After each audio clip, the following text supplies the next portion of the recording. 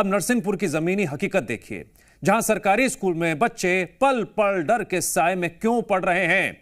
भवन की हालत कैसी है, कभी गौर करना जरूरी है। कब टूटकर गिर जाए पता नहीं। शायद जिम्मेदार क्या इसी इंतजार में है कि पहले हादसा हो फिर कदम उठाया जाएगा।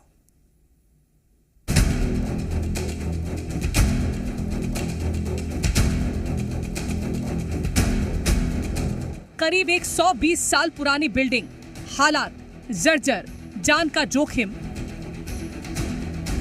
सरकारी स्कूल की ये तस्वीरें मध्य प्रदेश के नरसिंहपुर शहर के बीचों बीच बने शासकीय माध्यमिक कन्याशाला की हैं। इस समय मौजूद है नरसिंहपुर जिले के अंदर शासकीय कन्या उच्चतर माध्यमिक विद्यालय नरसिंहपुर में, जो कि कंदेली में पड़ता है। यह करीब 100 वर्ष से ऊपर एक स्कूल है जो कि जर्जर हो गया। इसमें 6वीं 7वीं 8वीं 3 क्लास की छात्राएं पढ़ने के लिए मजबूर है। वहीं शासन प्रशासन द्वारा यहाँ के टीचर ने कई बार पत्राचार किया है कि स्कूल की मरम्मत की जाए, इसको सुधार कार्य की जाए, लेकिन शासन प्रशासन इस ओर ध्यान नहीं दिया, जिसका खामियाजा यहाँ के छोटे छोटे बच्चे उठाने को मजबूर है। आज के आधुनिक जमाने में करीब 120 साल पुरानी इमारत में स्कूल के बच्चे पढ़ने के लिए मजबूर हैं, जो कब गिर जाए कोई नहीं जानता। छप्पर गिरा, उसके भी किए, दो इस तरफ के इस वाले कमरे का हुआ 2 बार कर चुके, 2 बार 3 बार दे चुके हम। प्रशासन के द्वारा क्या आपके लिए आश्वासन? बस ये बोला है कि प्रस्ताव पास हो गया है, काम लगने वाला है, ये बोलते हैं। स्कूल में पढ़ने वाली बच्चियां गुहार लगा रही हैं कि स्कूल की बिल्डिंग ठीक हो जाए, क्योंकि डर के साए में उन्हें पढ़ना पड़ता है। बरसात के मौसम में तो हालात और भी खराब हो जाते हैं। सर, हम यही सोचते हैं कि अच्छी बिल्डिंग बन जाए। हमारे इधर के ब्लैक बोर्ड भी खराब है, बारिश में पानी गिरता, आजू बाजू की दुकानें हट जाएं, टेबल से क्या बोलते इधर पूरे में भर जाता है पानी। मैं चाहती हूँ कि मेरा स्कूल बहुत अच्छा बन जाए। दूसरे जैसे प्राइवेट स्कूलों में शिक्षा मिलती है, वैसा स्कूल चाहती हैं आप? यस सर, हमारा स्कूल अच्छा हो जाए, ये खप्पड़ जो है वो नए हो जाए, और हम बहुत पढ़ना चाहते हैं। जैसे जर्जर स्कूल में पढ़ रहे हैं, आपको डर तो लगता होगा? लगता है, बहुत डर लगता है। हाँ, हम चाहते हैं कि हमारे स्कूल में नई बिल्डिंग हो जाए। बरसात के मौसम में हमारे स्कूल में बहुत पानी छूट। जिले के सरकारी स्कूलों की जर्जर हालत पर शिक्षा अधिकारी का क्या कहना है, वो भी सुनिए। जिले में 83 स्कूलों से प्रस्ताव आए हैं जर्जर। पूरे स्कूल जर्जर नहीं, लेकिन कुछ भवन के कक्ष जर्जर हैं इसमें, और इसके प्रस्ताव स्कूल से आते हैं तो वो हम लोग पीडब्ल्यूडी को भेजते हैं। पीडब्ल्यूडी एजेंसी जो है परीक्षण करके यदि योग्य पाती है कि जर्जर है और डिसमेंटल करने योग्य है, तब वो आगे की कार्रवाई होती है। तो हमारे 83 में से 13 की फाइल वहाँ गई थी, 4 की अनुमति वहाँ से आ चुकी। नरसिंहपुर में सरकारी स्कूलों की बात करें तो कक्षा 1 से लेकर 8 तक यानी प्राथमिक और माध्यमिक स्कूलों के भवनों की संख्या 1279 है, लेकिन इन स्कूलों में 83 स्कूलों की हालत इतनी जर्जर है कि यहाँ प्रवेश निषेध के पोस्टर भी लगा दिए गए हैं। अब देखने वाली बात यह है कि कब तक स्कूली बच्चों की सुरक्षा के लिए ठोस कदम उठाया जाता है। ब्यूरो रिपोर्ट, जी मीडिया।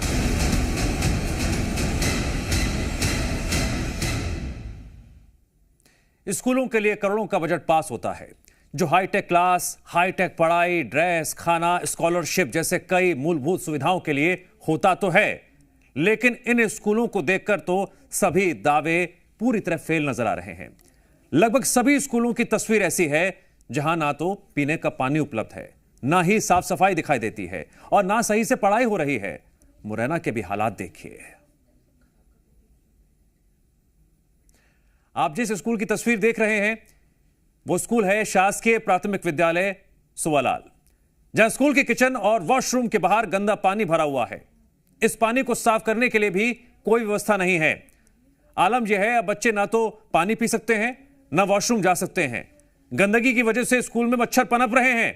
बच्चों को बीमारी का खतरा है, लेकिन देश के भविष्य की किसे परवाह है।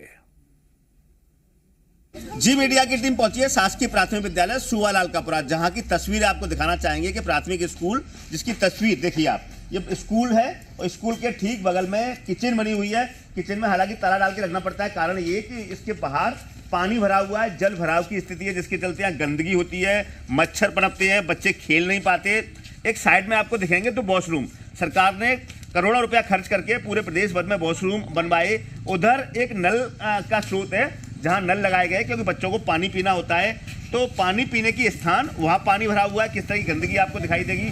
बगल में वॉशरूम है, उनके बाहर आपको पानी दिखाई देगा। जो किचन है जहाँ खाना बनकर आता है उसकी स्थिति देखिए, उसके बाहर पानी भरा हुआ है। कितने बद से बदतर हालात हैं। यहाँ कुछ बच्चे हैं, उनसे बात करेंगे। कब से भरा है ये पानी? ये तभी से भरा है। तो कितने परेशान होते हैं क्या? बहुत परेशान होते हैं सर हम। खेलते कहाँ हैं आप? नहीं खेल पाते, बैठे रहते हैं। बहुत परेशान होते हैं, बच्चे दुखी हुए होते हैं और खेल नहीं पाते, बैठे रहते हैं। देखिए बच्चों की चूंकि इतनी विकराल समस्या है, वो कुछ कर नहीं पाते। शिकायतें भी कई बार हुई लेकिन कोई कार्रवाई नहीं हुई। देखना होगा शासन प्रशासन आखिरकार इस स्कूल की कब सुध लेता है। करतार सिंह राजपूत, जी मीडिया, मुरैना। और नरसिंहपुर और साथ ही साथ मुरैना की ग्राउंड रिपोर्टिंग करके हमारे संवाददाताओं ने एक सच सामने रखा है। अब जरा इस पर हम और बात कर लेते हैं। दिनेश विश्वकर्मा से पहले बात करते हैं। दिनेश, आपने तो जिला शिक्षा अधिकारी से सीधे सीधे सवाल भी किया, लेकिन उनके जवाब से कुछ ऐसा प्रतीत हो रहा है, इसकी टोपी इसके सर, इसकी टोपी उसके सर, बस यही सारा झोलझाल है। बिल्कुल दिव्यांश, मैं बता दूं कि नरसिंहपुर जिले में 2 कैबिनेट मंत्री आते हैं, कैलाश सिंह पटेल और राव उदय प्रताप सिंह।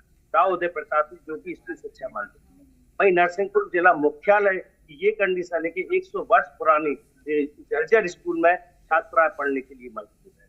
वहीं अगर आप बात करें तो कोई ग्रामीण क्षेत्र या आजू बाजू या मध्य प्रदेश में कहीं और भी होता तो चल जाता है, लेकिन यह स्कूल शिक्षा मंत्री के गृह जिले में शहर के बीचों बीच बने जर्जर बिल्डिंग में डर के साए में बच्चियां पढ़ने के लिए मजबूर है। 120 वर्ष पुरानी स्कूल जर्जर में बच्चियां पढ़ रही हैं और शासन प्रशासन का इसको ध्यान नहीं गया।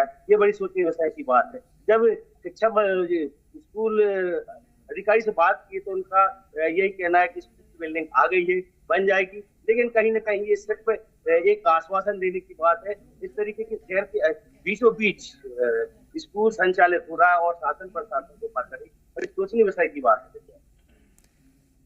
करतार, जब आपने अधिकारियों से सवाल किया तो उन्होंने क्या जवाब दिया? स्कूल के बाहर इतनी गंदगी है, वॉशरूम गंदे पड़े हैं, पीने का पानी नहीं है।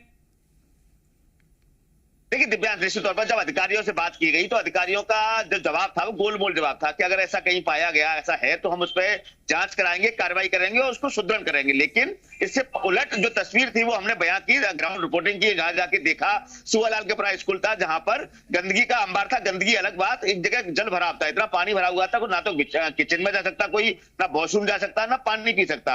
हालात बद से बदतर थे, बच्चे परेशान थे। कई बार ग्रामीणों द्वारा शिकायतें की गई लेकिन कार्रवाई कोई नहीं हुई। अब देखना होगा आखिरकार कब शिक्षा विभाग है इनकी सुध लेता है। लेकिन अगर बात की जाए सरकार की तो सरकार का बजट है वो शिक्षा को लेकर हमेशा बढ़ता रहा है और शिक्षा को लेकर ऐसी उनकी अपेक्षाएं रहती है कि शिक्षा की जो व्यवस्था है वो सुदृढ़ हो, हर जगह गांव-गांव में बच्चे को शिक्षा मिल सके। लेकिन जो मैदानी इलाका है जहां पर कहीं ना कहीं ये सब इनसे उलट तस्वीर देखने को मिली, जहां ना तो पढ़ाई ठीक ठाक से दिखाई दी, ना ही व्यवस्थाएं दिखाई दी, टीचर से समय पे आते नहीं, समय पे रुकते नहीं, तमाम तरह की अव्यवस्थाएं देखने को मिली। जो स्कूल था उसकी हालत वास्तव में इतने चिंताजनक थी कि देख के लग रहा था कि बच्चे आखिरकार इस गंदगी भरे पानी में जिसमें मच्छर भी पनप रहे थे, हालात बहुत ही ज्यादा भयावह थे, उसमें किस तरीके से पढ़ते होंगे। पेरेंट्स जो ग्रामीण इलाके को होते कुछ कर नहीं पाते, टीचर्स शिकायत तक नहीं करते। अब इस पूरे मामले में देखना होगा शिक्षा विभाग क्या कहता है। लेकिन शिक्षा विभाग का कहना है कि हम इसकी जो व्यवस्था है वो सुदृढ़ करेंगे, बहुत जल्दी ही हम इसको ठीक ठाक कर देंगे और ऐसी कोई शिकायत मिलेगी नहीं। दिव्यांश, ठीक है, दिक्कत बजट की है या मामला कुछ और है, बताएंगे सिलसिलेवार तरीके से हमारे रिपोर्टर संदीप मिश्रा। बजट नहीं है, दिक्कत कुछ और है। देखिए बजट तो 2022 में आया था, 22 करोड़ रुपए आए थे स्कूलों की मरम्मत के लिए, लेकिन उन राशि का जो है सही उपयोग नहीं हुआ। एक भी स्कूल ऐसे नहीं है जिसकी मरम्मत कराई गई हो। और जनजातीय कार्य विभाग के जो सहायक आयुक्त थे संदीप, एक स्कूल पर कितना पैसा खर्च होना चाहिए था 22 करोड़ के हिसाब से करीबन? महज 1.5 से 2 लाख रुपए में एक स्कूल की मरम्मत कराई जा सकती थी, लेकिन एक भी स्कूल ऐसा नहीं है। जहां हमने ग्राउंड रिपोर्ट में देखा, कई स्कूल ऐसे हमने दिखाए कि कुछ स्कूल ऐसे दिखाए कि जो किराए के भवन में चल रहे हैं, कुछ स्कूल जो हैं दूसरे के मतलब उन्होंने अपने ग्रामीणों ने अपने घरों में खोल दिया, लेकिन एक भी स्कूल ऐसा नहीं है कि जिसकी मरम्मत कराई गई हो। तब बजट और अव्यवस्था, दिनेश। बजट तो प्रशासन द्वारा बराबर आता है और सभी स्कूलों के लिए मरम्मत के लिए पैसा दिया जाता है, लेकिन ये पैसा जाता कहाँ है? जिसकी बिल्डिंग को देखा जाता है कि इसमें मरम्मत की गई है, लेकिन उस बिल्डिंग में किसी तरीके की कोई मरम्मत नहीं की गई। कोई स्थिति में स्कूल देखने को मिल रहे हैं जो या प्राथमिक शाला हो या माध्यमिक शाला हो या हाई स्कूल हो, सभी जगह देखे जा रहे हैं स्कूल की मरम्मत के नाम से सिर्फ पैसा निकाला जाता है, लेकिन देखा जाता है कि वो मरम्मत का पैसा नहीं लगाया जा रहा है। बिल्कुल करतार, मेरा भी आपसे यही सेम सवाल है, पैसा तो आ रहा है, फिर लग का रहा है? देखिए दिव्यांश, कंटेंजेंसी आती है, कंटेंजेंसी में भी एक बड़ा झोल झाल है, क्योंकि जो कंटेंजेंसी स्कूल के नाम पे आती है, इसमें क्या होता है कि कंटेंजेंसी का सही से उपयोग नहीं होता, उसमें भी एक रैकेट जैसा काम करता है। करीब कितना पैसा आता है? एक स्कूल पे 1 से 1.5 लाख का आता है। कुछ स्कूल पे हर महीने जो हर पर ईयर कंटेंजेंसी आती है 15 से 20 हजार आती है, जो कि स्कूल की मरम्मत और उनके लिए की जाती है। लेकिन 1 से 1.5 लाख आता है, वो स्कूलों की हालत खराब होती है उनके लिए आता है। लेकिन कंटेंजेंसी को भी ऐसे ही झोल झाल करके उसको खर्च कर दिया जाता है, उसको जमीनी हकीकत में वहां पर इस्तेमाल नहीं होता। उसको ऐसे ही टीचर्स और जो शिक्षा विभाग के अधिकारी होते हैं मिलजुल के उसको बांट बूट लेते हैं, बाद में शिकायतें होती है तो कार्रवाई होती है, शिकायत नहीं होती तो कुछ होता नहीं है। करतार, आपने स्कूल की समस्याओं से जुड़ी कई खबरों को पहले भी कवर किया है, तो कागज पर क्या झोलझाल करते हैं कि ऊपर तक बात पहुंच नहीं पाती है कि नीचे क्या क्या गड़बड़ चल रही है?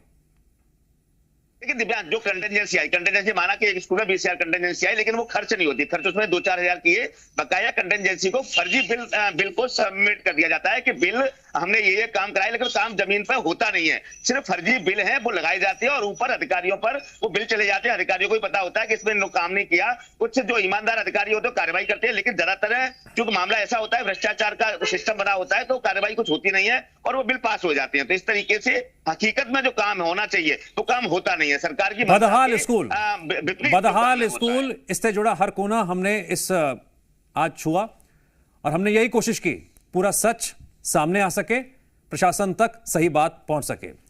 आप तीनों संवाददाताओं का शुक्रिया जानकारी देने के लिए।